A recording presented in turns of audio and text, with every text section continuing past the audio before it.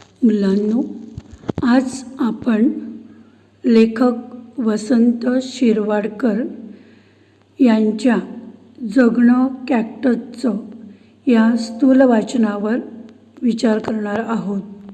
लेखक वसंत शिरवाडकर यांचा जन्म नाशिक येथे 27 फेब्रुवारी 1912 मध्ये झाला होता.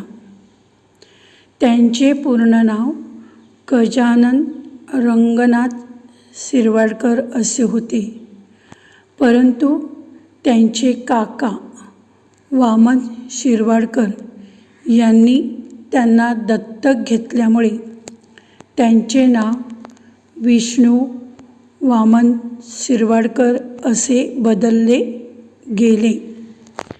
त्यांना 6 भाऊ व कुसुम नावाची एक बहीण होती. ती सर्वांची लाडकी म्हणून कुसुमचे अग्रज म्हणून कुसुमाग्रज हे नाव वसंत शिरवाडकर यांनी धारण केलं आणि तेव्हापासून ते कुसुमाग्रज या टोपण नावाने ओळखले जाऊ लागले. ते मराठी भाषेतील अग्रगण्य कवी, लेखक, नाटककार, कथाकार व समीक्षक होते. त्यांनी कुसुमाग्रज या टोपण नावाने कविता लेखन केले. मराठी साहित्यात ज्ञानपीठ पुरस्कार मिळवणारे ते दुसरे साहित्यिक होते. त्यांचा जन्मदिवस म्हणजे 27 फेब्रुवारी हा दिवस मराठी भाषा गौरव दिन किंवा मराठी राजभाषा दिवस म्हणून साजरा केला जातो. अशा या महान कवींचा, लेखकांचा मृत्यू 10 मार्च 1999 रोजी झाला. वाळवंटी प्रदेश म्हणजे प्रचंड उष्णता व कोरडेपणा असणारा, तसेच रेताड आणि पाण्याचे दुर्भिक्ष असणारा प्रदेश. वाळवंटी प्रदेशातील कॅक्टस ही काटेरी आणि कमी पाण्यावर जगणारी वनस्पती त्या प्रदेशातील इतर वनस्पतींचे प्रतिनिधित्व करणारी प्रमुख वनस्पती आहे. प्रस्तुत पाठात लेखकाने वाळवंटी प्रदेशात उगवणाऱ्या कॅक्टस या वनस्पतीची वैशिष्ट्ये, तिचे उपयोग, कमी पाण्यातही टिकून राहण्याची तिची क्षमता याचे सूक्ष्म वर्णन केले आहे. वाळवंटी प्रदेश म्हणजे ठणठणीत कोरडेपणा, पाण्याचे दुर्भिक्ष आणि रेताड जमीन. तर वाळवंटी प्रदेश म्हणजे काय, तर डेझर्ट लँड किंवा डेझर्ट रिजन. तेथे ठणठणीत कोरडेपणा असतो. कोरडेपणा म्हणजे एकदम ड्राय असते तिकडे. पाण्याचे दुर्भिक्ष म्हणजे पाण्याचा दुष्काळ असतो, पाण्याची कमतरता असते, स्केअरसिटी ऑफ वॉटर. आणि जमीन रेताड असते. रेताड म्हणजे वाळूसारखी जमीन असते, सँडी सॉईल असते. आता लेखक म्हणते आहेत की जेथे ठणठणीत कोरडेपणा असतो, पाण्याची दुर्भिक्ष असते, रेताड जमीन असते, त्याला काय म्हणतात, वाळवंटी प्रदेश. आता या 3 गोष्टी जेथे एकत्र येतात तेथे जीवन कसे फुलणार. लेखक म्हणत आहेत की या 3 गोष्टी म्हणजे कोणत्या 3 गोष्टी, ठणठणीत कोरडेपणा, पाण्याचे दुर्भिक्ष आणि रेताड जमीन. अशी जर परिस्थिती असेल तेथे जीवन फुलणार कसे. झाडे, वनस्पती यांना कशाची गरज असते, तर त्यांना भरपूर प्रमाणात पाणी लागते, जमीन चांगली असावी लागते, हवामान त्यांना सुटेबल असावं लागतं, तरच झाडे किंवा वनस्पती जिवंत राहू शकतात. पण निसर्ग हा जादूगार आहे. But nature is wonderful magician. जादूगार म्हणजे मॅजिशियन. वाळवंटी प्रदेशातही खास तेथील अशी जीवसृष्टी आहे. जीवसृष्टी म्हणजे लाईफ. वनस्पती आहेत. वनस्पती म्हणजे प्लॅन्ट्स. आणि या वनस्पतींवर जगणारे प्राणी आहेत. There are special plants and animals that lives on this plants. पाण्याखेरीज वनस्पती व प्राणी जगू शकत नाही हे तर खरेच. पण वाळवंटी प्रदेशांना थोडेसे का होईना पाणी मिळते. पण मरुभूमीमध्ये थोड्या प्रमाणात पाणी असते. मरुभूमी म्हणजे डेझर्ट लँड. आणि निसर्गाची बहादुरी अशी, बहादुरी पराक्रम, शौर्य, ब्रेवरी अशी की या थोड्याशा पाण्यावर तो तेथे वनस्पती फुलवतो आणि तेथले प्राणी जगतो. तेथे जे थोड्या प्रमाणात पाणी असतं त्यावर वनस्पती जगते व ती वनस्पती प्लॅन्ट खाऊन प्राणी जिवंत राहत असतात. वाळवंटातली जीवनसृष्टी हा खरोखरच पृथ्वीवरचा एक चमत्कार आहे. The life in the dessert is truly a miracle on the earth. वाळवंटी प्रदेशात वर्षातून एकदाच पाऊस पडतो. कधी तर 2-2, 3-3 वर्षे पावसाचा ठिकाणा नसतो. वाळवंटी प्रदेशात डेझर्टमध्ये किती वर्षे पाऊस पडत नाही तर 2-2, 3-3 वर्षे. अवर्षणाच्या या प्रदीर्घ काळात हा प्रदेश अतिशय वैराण व वृक्ष दिसतो. अवर्षणाच्या काळात म्हणजे जेव्हा पाऊस पडत नाही त्यावेळी, during such times of drought, हा प्रदेश वैराण म्हणजे भकास, ओसाड, बॅरेन दिसतो आणि वृक्ष म्हणजे कोरडा, ड्राय दिसतो. During such times of drought this area looks barren and dry. तेथे जी काय झाडे व झुडपे म्हणजे पुष्ट असतील त्यावर त्या काळात एकही पान दिसत नाही. जीवन सुकून निष्प्राण झाल्यासारखे वाटते. निष्प्राण म्हणजे मेलेले, मृत, lifeless. The region is totally dried up and seems lifeless. मग एक दिवस पाऊस पडतो आणि जादू व्हावी त्याप्रमाणे झाडाझुडपांना पालवी फुटते. तेथे एक दिवस जरी पाऊस पडला तरी तेथील वनस्पती पुन्हा जिवंत होते. झाडांना पालवी फुटते. पालवी म्हणजे पानं फुटतात. One day it rains and it transforms the atmosphere magically. आणि जमिनीत सुप्तावस्थेत पडून राहिलेल्या बियांमधून रोपे वर येतात. सुप्तावस्थेत म्हणजे हालचाल न करता राहणे, डॉर्मेंट. पाहता पाहता या रोपांवर भरगच्च फुले फुलतात. याचा अर्थ की the trees blooms and tiny plants sprout from the dormant seeds in the soil.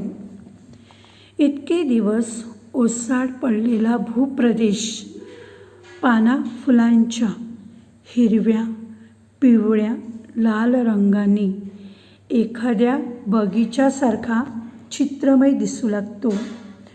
Suddenly the landscape becomes picture Q with green, yellow, red splashes of color everywhere. कवीने म्हटल्याप्रमाणे मरुभूमीचे नंदनवन होते. मरुभूमी म्हणजे कोरडी जमीन, तिचे नंदनवन होते म्हणजे स्वर्गात रूपांतर होते. म्हणजेच काय की थोडासा पाणी मिळाल्यामुळे या जमिनीमध्ये जी सुप्तावस्थेत पडलेले बीज असते त्याला स्प्राउट यायला सुरुवात होते आणि त्याचं प्लॅन्टमध्ये रूपांतर होते. मग त्याला फुलं येतात आणि त्यामुळे सगळीकडे नंदनवन म्हणजे जणू काही स्वर्ग म्हणजेच बगीचा निर्माण होतो आणि आपल्याला ते दृश्य अगदी डोळ्याला आकर्षून घेण्यासारखं दिसतं. पण हे वैभव म्हणजे समृद्धी, ग्लोरी पहाटे पडणाऱ्या स्वप्नाप्रमाणे थोडाच काळ टिकणारे असते. लेखक म्हणतात की निसर्गाचे हे वैभव, हे सौंदर्य थोडाच काळ टिकून राहते. ज्याप्रमाणे आपण सकाळी उठल्या उठल्या स्वप्न पाहतो त्याचप्रमाणे असं का होतं तर लवकरच पुन्हा सूर्य आकाशातून आग ओकू लागतो. हवा तापल्या तव्यासारखी गरम होते आणि पाने, फुले, गवत करपून जाऊन जमिनीत त्यांचा भुगा होऊन पडतो. त्या सूर्याची उष्णता इतकी कडक असते की जशी आपण तव्यावर चपाती भाजतो आणि चपाती कशी एकदम भाजून निघते त्याप्रमाणे जशी सूर्याची जी उष्णता असते ती खूप गरम असते आणि त्यामुळे तिकडची हवासुद्धा गरम होते आणि गरम वाफा बाहेर पडतात. तशी तेथील हवासुद्धा खूप गरम होते आणि सगळी उगवलेली वनस्पती मरून जाते, करपून जाते, कोळपून बर्न्ट होऊन जाते आणि त्याचा भुगा होतो. भुगा होणे म्हणजे पावडर होणे, पूड होणे. वाळवंटाचे ओसाड भकास जीवन पुन्हा सुरू होते. The life in the desert land becomes hot and dry. पण एक गोष्ट होती, रोपांना आलेल्या बिया मातीत पडतात. त्या पुढील वर्षाचा पाऊस येईपर्यंत जीव धरून मातीत मिसळून राहतात. जीव धरून राहणे म्हणजे कसेबसे तगून राहणे, to keep alive. But one ray of hope is still preserved beneath the earth in the form of dormant seeds which await the first shower. पाऊस आला की उगवायची आणि पाऊस संपून कोरडा हंगाम आला की बियांच्या रूपाने मातीत पडून राहायची. हा जो वर वर्णन केलेला वनस्पतीचा प्रकार आहे तो अवर्षण टाळणारा आहे. There are two kinds of desert plants. One where the plants produce seeds which lie dormant in the soil until sparked into growth by rainfall. These are drought prevention types of plants म्हणजे अवर्षण टाळणारा. वाळवंटी प्रदेशात उगवणाऱ्या वनस्पतींचा आणखी एक प्रकार आहे, तो अवर्षणाचा प्रतिकार करणारा आहे. या वनस्पती पाऊस पडतो तेव्हा जे काय पाणी मिळवता येईल तेवढे स्वतःमध्ये साठवून ठेवतात आणि कोरड्या हंगामात अगदी मंद गतीने वाढत राहतात. The other type of plants are drought resistant, म्हणजे अवर्षणाला विरोध करणार आहे. ते काय करतात? ते absorb and store as much water as they can during the rainfall and continue grow slowly during the dry spell. या अवर्षणाचा विरोध करणाऱ्या या वनस्पतींमध्ये सर्वात महत्त्वाचा cactus. Cactus is one such plant that resist drought. कॅक्टसची तुम्हाला ओळख करून द्यायला नको. कॅक्टस आत्ता आपल्या दिवाणखान्यात येऊन पोचला आहे. लेखक म्हणतात की कॅक्टस वनस्पती तुम्हाला माहीत आहे, त्याची काही तुम्हाला ओळख करून द्यायची काही गरज नाही, कारण ही वनस्पती आपण आपल्या दिवाणखान्यात म्हणजे हॉलमध्ये ठेवतो. कॅक्टस बागेत तर लावतातच, पण मनी प्लांटप्रमाणे, मनी प्लांट म्हणजे काय? A tropical vining plant. कॅक्टसच्या शोभेच्या कुंड्या अनेक घरांतून दिसतात. ज्याप्रमाणे आपण मनी प्लांट आपल्या घरामध्ये कुंडीमध्ये वगैरे ठेवतो, त्याप्रमाणे हे कॅक्टसची सुद्धा आजकाल कुंडीमध्ये लावून आपल्या घरामध्ये ठेवण्याची पद्धत आलेली आहे. अगदी थोड्याशा पाण्यावर कसे वाढावे याचा नमुना दाखविण्यासाठी निसर्गाने जणू काय कॅक्टसची पैदास केली आहे. लेखक म्हणतात की इतर झाडांना जिवंत राहण्यासाठी त्यांना भरपूर पाण्याची गरज असते, पण कॅक्टस हा जो निसर्गाने निर्माण केलेली ही जी वनस्पती आहे, ती वनस्पती जिवंत राहण्यासाठी या वनस्पतीला जास्त पाण्याची गरज लागत नाही. वाळवंटी प्रदेशाचा कॅक्टस हा अगदी खास प्रतिनिधी आहे. प्रतिनिधी म्हणजे represents. Cactus represents the desert land in a true sense. कॅक्टसच्या अनेक जाती आहेत. जाती म्हणजे varieties.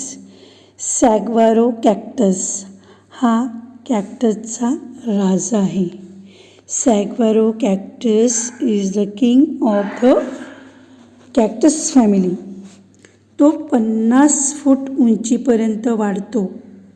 It grows almost 50 feet tall. म्हणजे कॅक्टस राक्षस असतो. राक्षस म्हणजे मॉन्स्टर. राक्षस कसा वाढत जातो, मोठा होत जातो, तसा हा सॅग्वारो कॅक्टस 50 फूट उंच वाढतो. म्हणून लेखकाने त्या कॅक्टसला राक्षस म्हणजे मॉन्स्टर असे म्हटले आहे. त्याची वाढ इतकी मंद असते की 50 वर्षात तो फक्त 3 फूट वाढतो आणि 200 वर्षे जगतो. म्हणजे आज उभे असलेले सॅग्वारो कॅक्टस दुसरे बाजीराव पेशवे यांच्या काळापासूनचे आहेत.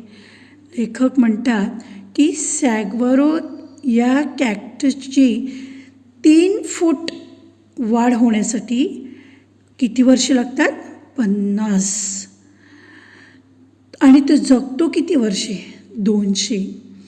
मग आता जे सॅग्वारो कॅक्टस आहेत ते दुसरे बाजीराव पेशवे यांच्या काळातले Bajirao second, the last Peshwa of the Maratha empire, the son of Anandibai and Raghoba Dada. तसेच सॅग्वारोची 50 वर्षात 3 फूट वाढ होते.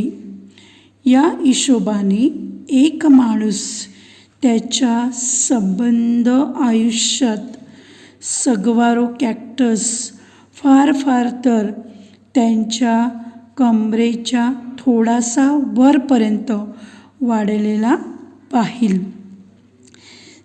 सगवारो कॅक्टस हा असा राक्षस तर काही कॅक्टस तुमच्या हाताच्या अंगठ्याच्या पेऱ्याइतके चिमुकले.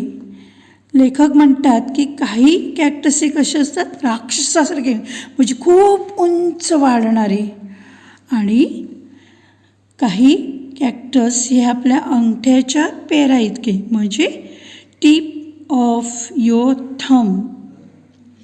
Some cactus are hardly the size of the tip of your thumbs. एवढीच त्याची उंची असते, म्हणजे एकदम बटका असतो.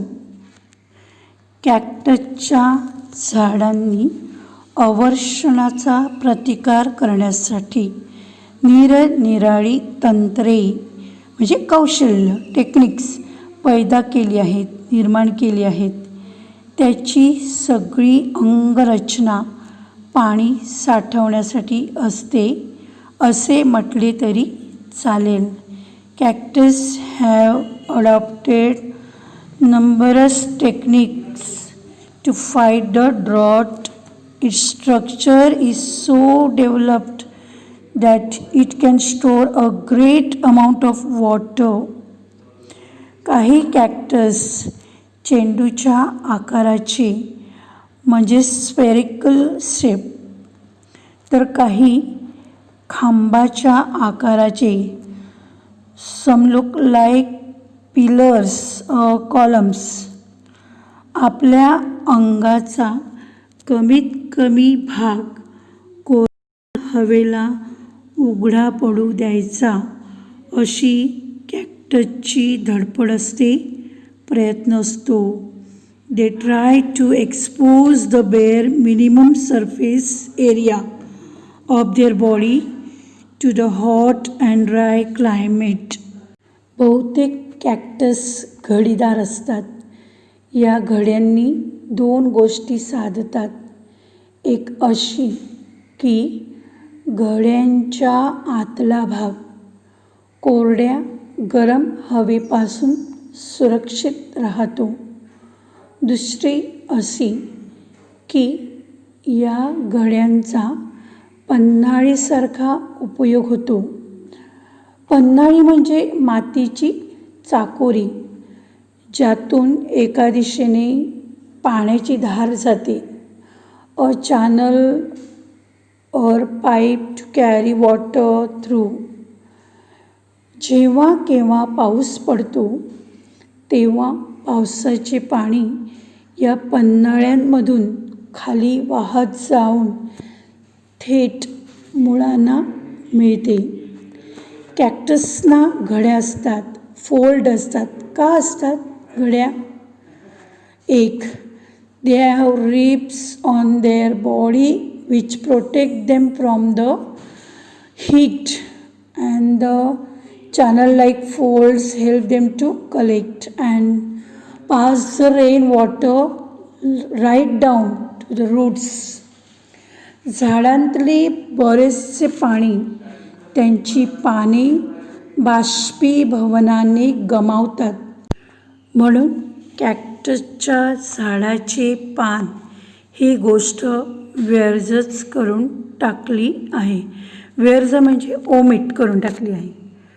The trees lose most of the moisture due to evaporation through their leaves and so the cactus bear no leaves. कॅक्टसचे रोप लहान असते तेव्हा त्याला 2-4 छोटी छोटी पाने येतात, तेवढीच. नंतर कॅक्टसचे झाड बिनपानाचे राहते. कॅक्टसच्या झाडात रसदार गर असतो. गर म्हणजे काय तर गाभा, pulp. The cactus is a pulpy plant. त्यावर प्राण्यांच्या धाडी पडण्याचा धोकाच मोठा असतो. धाडी पडणे म्हणजे समूहाने हल्ला करणे, टू अटॅक्ट. जे डेझर्ट ॲनिमल असतात ते ह्या कॅक्टसमधला जो गर असतो, पल्प असतो, तो खाण्यासाठी ह्या वनस्पतींवर हल्ला करत असतात. पण कॅक्टसच्या या झाडाने याचाही बंदोबस्त केला आहे. अनेक कॅक्टस झाडांच्या अंगावर बोचरे काटे पसरलेले असतात. मग काय बिशात म्हणजे हिम्मत आहे. मग प्राण्यांची त्याला तोंड लावण्याची. कॅक्टसच्या अंगांवर बाहेरून मोठे धारदार काटे असतात, शार्प स्पाइन्स असतात. त्यामुळे प्राण्यांनी जरी त्याच्यावर हल्ला करण्याचा प्रयत्न केला किंवा त्याच्यामधला गर खाण्याचा प्रयत्न केला तर जे कॅक्टसला जे काटे असतात ते काटे त्यांना पोचतात आणि त्यामुळे ते कॅक्टसवर हल्ला करण्याचा म्हणजे हिम्मतच करत नाही. कॅक्टसची ही सारी धडपड मिळेल तेवढे पाणी स्वतःमध्ये साठवून ठेवण्याकरता असते. हे पाणी त्यांना अर्थातच त्यांच्या मुळ्यांमधून मिळते. थोड्या वेळात पुष्कळ पाणी शोषून घेता येईल अशी या मुळांची खास रचना असते. The roots of the cactus are specially designed to observe maximum water in lesser time. पाऊस पडतो तेव्हासुद्धा उन्हाने भाजून निघालेली वाळवंटाची जमीन फारच थोडे पाणी शोषून घेऊ शकते. Even when it rains the burning hot soil can soak in very less water. या अडचणीवर कॅक्टसच्या झाडाने मात केली आहे. मात करणे म्हणजे विजय मिळवणे, to overcome, to fight. Cactus आपली मुळे लांब लांब पसरवते आणि भोवतालच्या जास्तीत जास्त क्षेत्रातले पाणी शोषून घेते. सगवारो कॅक्टसच्या मुळ्या यामुळेच 50 फुटांपर्यंत लांब असतात. However, cactus triumphs over this problem by spreading and extending its roots wide and far, almost up to 50 feet under the ground in order to absorb more water. Cactus हे अमेरिका खंडातले झाड आहे. Cactus originally comes from the American continent. झाडासंबंधी आपल्या ज्या कल्पना असतात त्यांचा कॅक्टसमध्ये संपूर्ण अभाव असतो, कमतरता असते. झाड म्हटले म्हणजे बुंदा, बुंदा म्हणजे ट्रंक. बुंद्याच्या वर चौफेर फांद्या, ब्रांचेस, फांद्यांना डहाळ्या, डहाळ्यांना पाने असे झाडाचे डेरेदार रूप आपल्या दृष्टीसमोर उभे राहते. कॅक्टसमध्ये असे काही नसते. कॅक्टस म्हणजे वरच्या बाजूला निमुळता होत गेलेला एक सरळसोट खांब. कॅक्टसला फांद्या असतात पण त्यासुद्धा या सरळसोट खांबासारख्या. कॅक्टसचं स्ट्रक्चर एखाद्या पिलरसारखं असतं. ते ग्रोज स्ट्रेट अप, ते सरळ सरळ वाढत जाते. सगवारो कॅक्टस हा तर हात वर करून उभ्या राहिलेल्या एखाद्या मोठ्या भावल्यासारखा दिसतो. Saguaro cactus resembles a giant puppet with hand-like strip and straight branches spread apart. कॅक्टसच्या 1000 जाती, व्हरायटीज आहेत. त्यातील अनेकांचे आकार मोठे, चित्रविचित्र आहेत. एका कॅक्टसचे नाव आहे सायाळ कॅक्टस, कारण तो कुंपणाच्या आश्रयाने राहणाऱ्या सायाळासारखा दिसतो. कुंपण म्हणजे फाटक, फेन्स. आता सायाळ हा एक प्राणी आहे.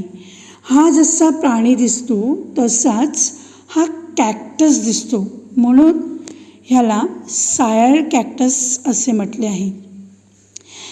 यालाच हेजहोग कॅक्टस असेही म्हणतात.